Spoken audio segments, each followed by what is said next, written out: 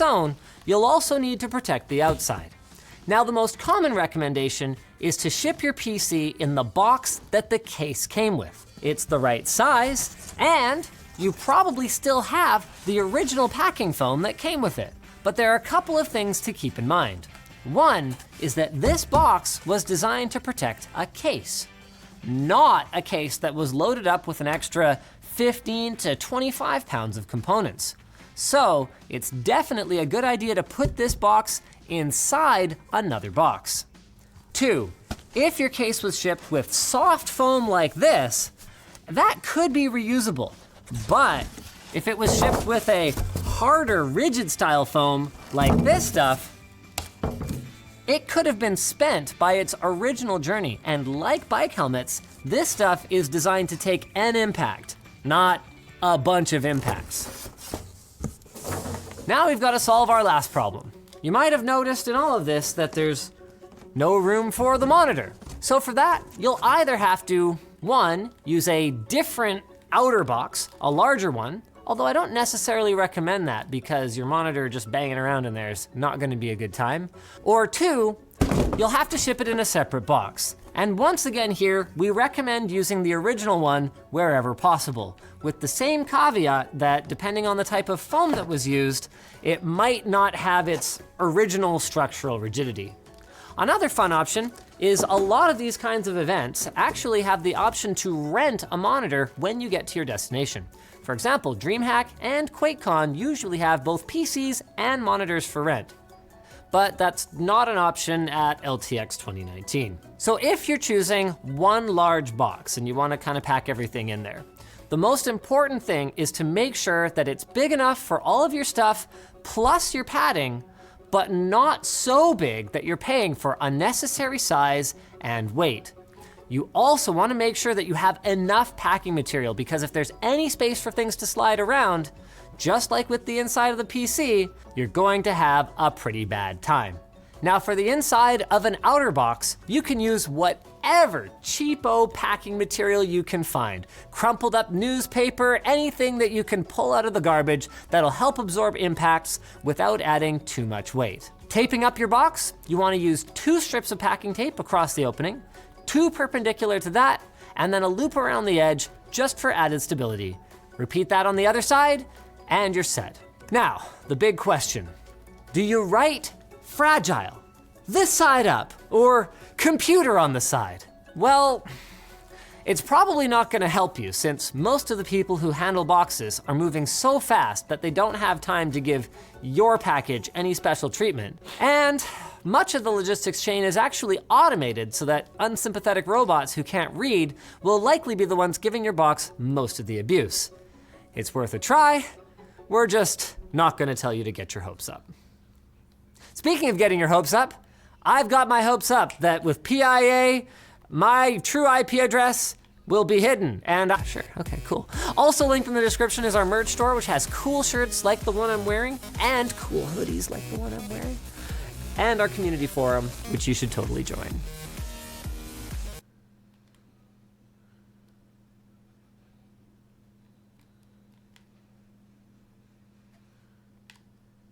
The Corsair One gaming system is basically like the Pistol and Halo Combat Evolved. It's small and understated and totally overpowered. Now, you might be thinking, okay, Linus, yeah, the one was pretty cool when it came out 2 years ago, but what has it done for me lately? How does it merit a re-review? Well, since you asked, although these two look very similar on the outside, the internals have actually gotten a complete overhaul. This one is rocking a liquid-cooled Core i9-9900K and a liquid-cooled RTX 2080 Ti.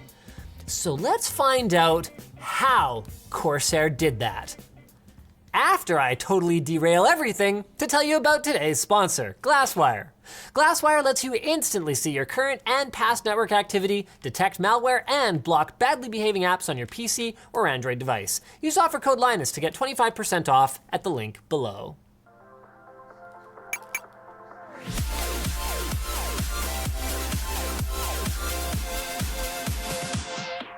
Before we go any further, I need to talk about one area where Corsair totally dropped the ball here. See the fins here on the original model?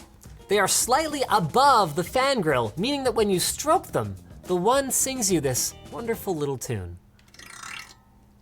As for the new one, whole day ruined. But seriously, the build quality and design on display here is still fantastic. Every single part of it just feels so solid. And in my opinion, this machine just doesn't have a bad side. It looks great in basically any situation. From a professional studio where desk space is at a premium, to the computer room of a well-off gamer where the addition of RGB lighting is sure to impress children of all ages. Now, unless you have a particularly keen eye, the old one and the new one, which we'll be calling the Deuce from now on to avoid confusion, look nearly identical. The front I/O has been moved down and expanded. The headphone jack here is a very welcome addition, and the side actually has a bit of additional venting cut into it. But really, that's about it for now. Getting around to the back? Okay. So now we're getting somewhere. The motherboard is clearly in a different place, and it looks like the position of the power supply has also changed. So let's dive in then and figure out exactly what's going on here. So pressing this button on the back allows us to remove the fan from the top.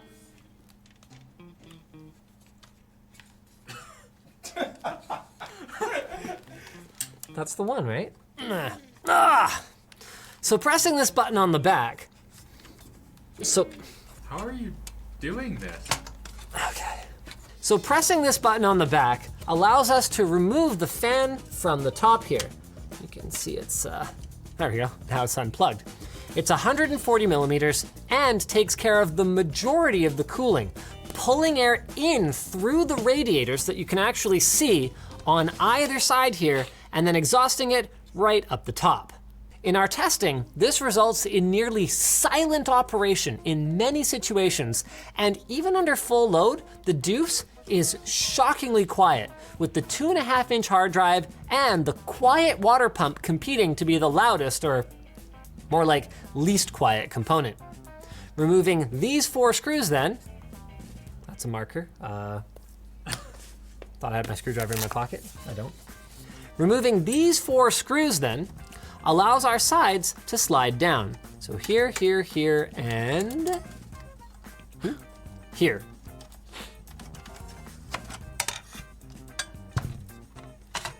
This gives us basically unfettered access to the guts. So, with it open, we can see that there are 2 distinct thermal zones. So this radiator on this side provides up to 300 watts of cooling power for our GPU, and then this one over here, which is actually a little bit smaller, gives us about 165 watts for the CPU.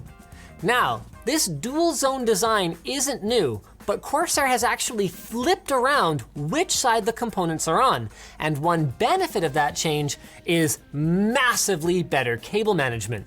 Like, let's start by looking at the GPU here.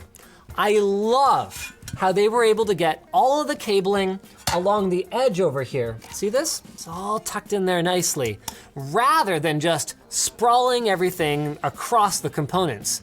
And as for the motherboard, well, you can see the improvement on the motherboard side immediately, because you can see the motherboard at all.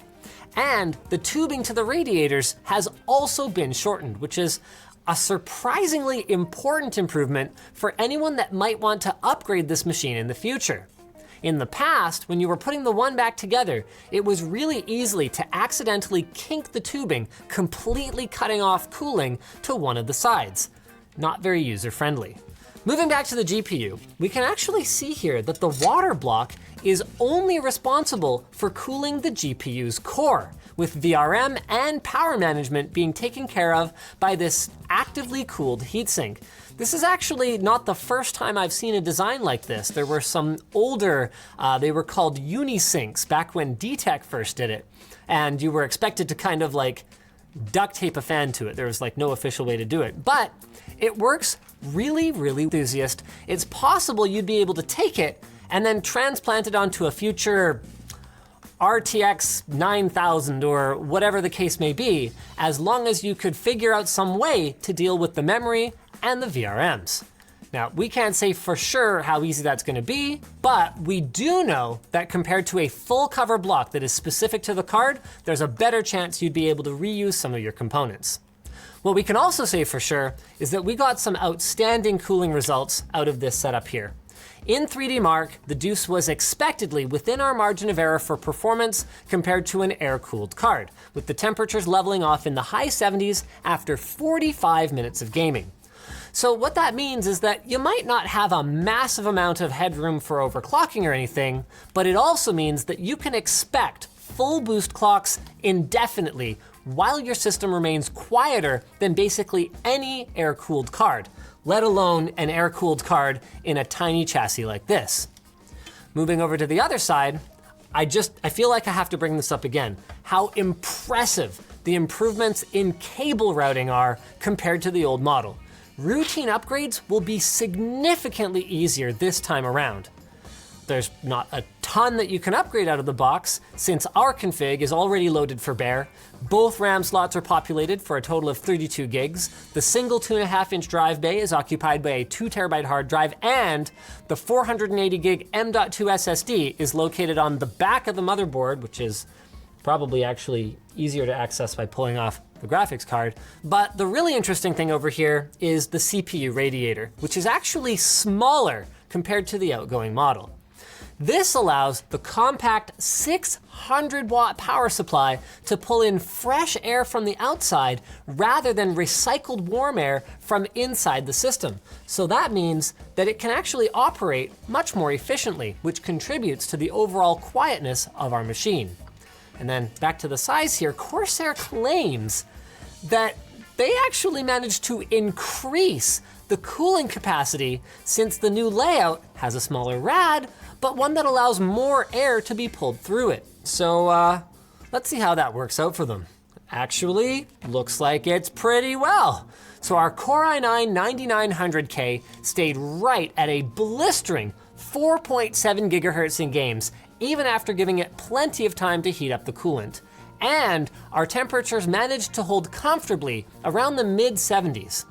Under a full synthetic load, you will end up sacrificing some clock speed, dropping down to about 3.8 gigahertz on all 8 cores, but that's actually what we expect from this CPU when Intel's power draw specifications are followed, and it is an absolute beast. So once again, in the SpecView Perf productivity test, the Deuce throws up numbers that are nearly identical to what we saw from our open air test bench, with the only real downer for productivity being the lack of an option for 10 gigabit Ethernet, which, if we're being honest, is a must-have for professionals that are working with large, heavy files like the 8K red footage that we deal with around here. Overall though, the story remains the same. The Corsair One is able to give you the performance of a top-of-the-line gaming system in a compact package while somehow managing to remain quiet, cool, and sexy. But of course, with great design comes great cost. And that really is the biggest downside of the Deuce, which starts at $3,000 for the i140, with the better equipped i160 that we've got here weighing in at an eye-watering $3,600 US. So, let's put it aside for a second and change the subject a little bit. This is the MSI Trident X. It isn't liquid cooled. The build quality is fine, but not exceptional. It's bigger, it gets a bit louder under load, and it has half the RAM. But it also reaches a similar level of gaming performance and costs $1,000 US less. And it gets worse for the One. In Corsair's own lineup, you'll find the Vengeance gaming PC that we reviewed recently. Now it does step the performance down a touch, but you still get a 2-year warranty and you save $600, not to mention that there's better upgradability. And that's ignoring the option of building your own PC, which I guess puts me in sort of an awkward position, doesn't it? Because the Deuce gives me like a great big nerd-rection, and I think a world where everybody had one of these would be a better world, and Corsair deserves fat stacks of cash for the engineering work, not to mention the design work that has gone on here. It's just that at this price, you do need to have some serious disposable income to drop on your Deuce. Speaking of disposable income, you don't need a lot of it for private internet access VPN. PIA hides your true IP address and allows you to bypass geo-restrictions and censorship by making you appear as though you are connecting from somewhere else. It helps prevent attacks by blocking unwanted connections, it auto-blocks all traffic if the VPN disconnects, and it comes with all kinds of great features, including Mace, PIA's built-in malware blocker. PIA supports multiple VPN protocols and encryption levels, letting you dial in the exact level of protection you need. They've got apps for Windows, Mac, Android, iOS, Linux, and a Chrome extension. And they've got over 3,000 servers in 33 countries, and they don't log user activity. So what are you waiting for? Check them out today at lmg.gg/PIA-2. We'll have that linked below. So thanks for watching, guys. If this video sucked, you know what to do. But if it was awesome, get subscribed, hit that like button, or check out the link to where to buy the stuff we featured in the video description. Also linked in the description is our merch store, which has cool shirts like